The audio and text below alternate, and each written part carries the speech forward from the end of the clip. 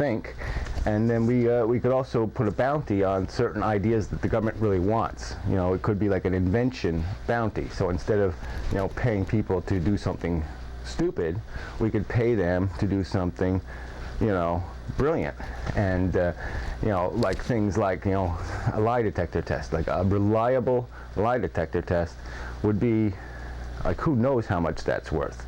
I mean, could you imagine actually having a system where like every politician would have to submit to this lie detector test? You know, because who's going to vote? Like I say if you have an election and 5 of the candidates you know aren't liars because they took the lie detector test, and one of them didn't. Well, obviously the guy didn't. Who's going to vote for him, right? I mean, people want, you know, they don't deliberately vote for liars. You know, they sort of want somebody who's going to be honest. And you know, who knows how many, you know, gazillion dollars this could save us in the long run. It could save our lives, actually, because, you know, we wouldn't have crazy ass presidents who start wars for completely preposterous reasons, you know, because they'd have to submit to a lie detector and admit that the only reason why they had a stupid war was because of oil or because they wanted to get revenge or some other stupid thing, you know. And so, I mean, a lie detector test could be really valuable, you know, when it really worked, that you could guarantee that the results. And so why not? Why not put $1 billion bounty on such an invention? You know, and encourage IBM or, you know, the greatest thinking commercial minds or scientific minds or whatever to invent such a thing. You know, and the same thing for like better energy.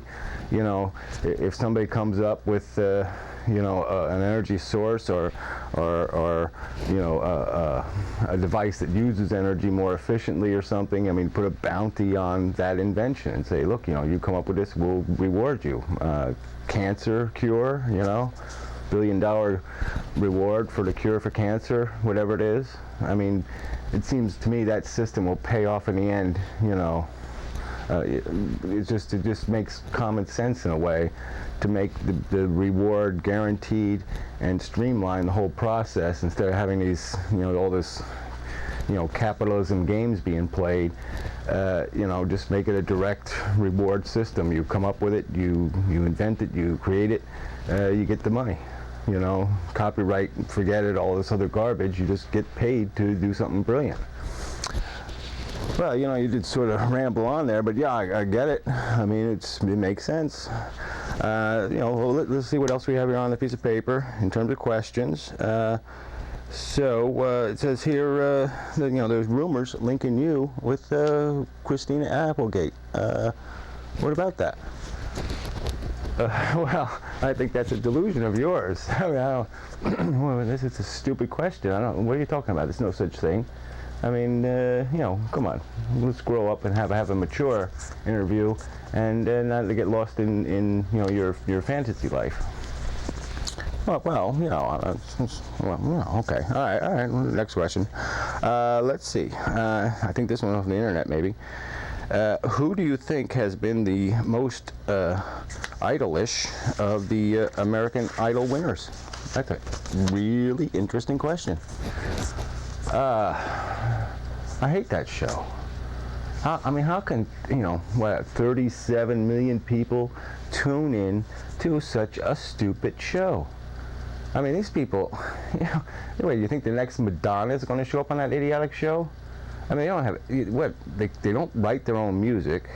They're just lip syncers. I mean, there's, you know, what, there's only about 5 million people in this country, or maybe 10 million people that can sing competently. I mean, you know, there's people who can sing. I mean, you remember, you know, that stupid Joe Piscopo guy used to be able to sing like Frank Sinatra, for Christ's sakes. I mean, you almost couldn't tell the difference. You know, what's the singers are nothing. Guess what? It's the guys who write the music that are something.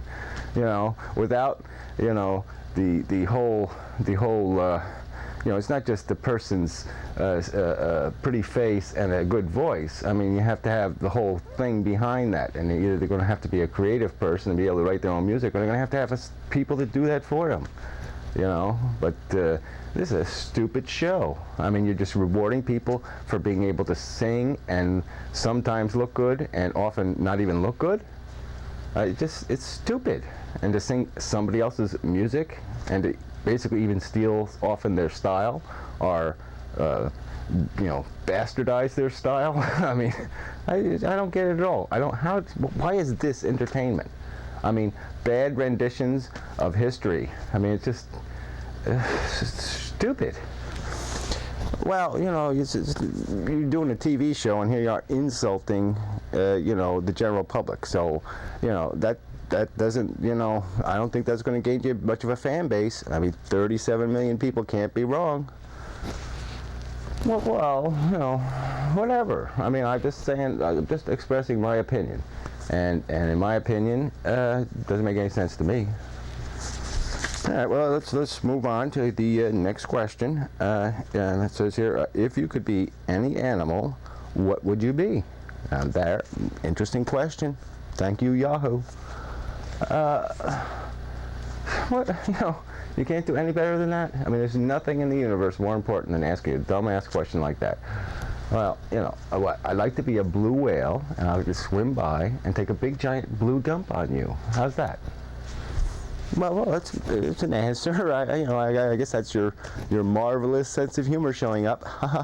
But okay, all right, we'll try another question. Sorry.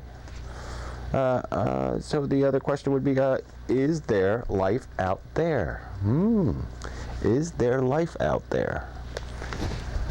Well, I guess the out there means space or whatever, right? So, is there life out there? People have these theories, oh, well, there's a gazillion stars, and so there must be at least a gazillion planets, and therefore there must be blah, blah, blah, and they go through this whole figuring